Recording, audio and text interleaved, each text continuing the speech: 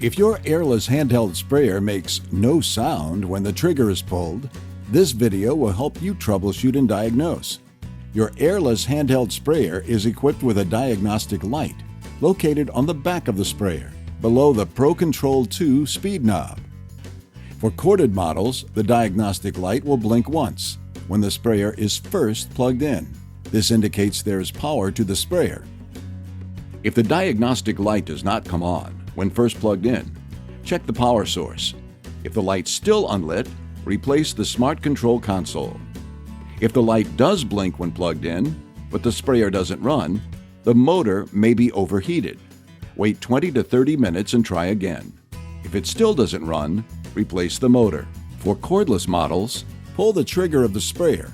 If the diagnostic light blinks 2 times, this indicates an incorrect battery voltage.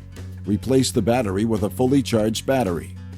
Confirm the battery is completely charged by pressing the fuel gauge button on the front of the battery and seeing all 3 of the lights illuminate. If the battery is charged and doesn't work, it has reached the end of its life. You will need to replace the battery.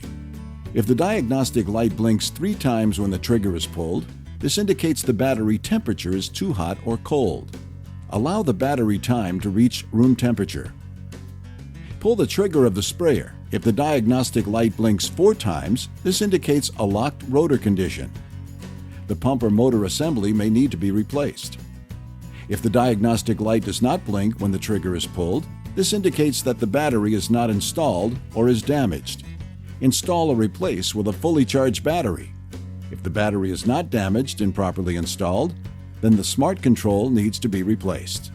If you are still experiencing problems with your sprayer, consult your local Graco service center.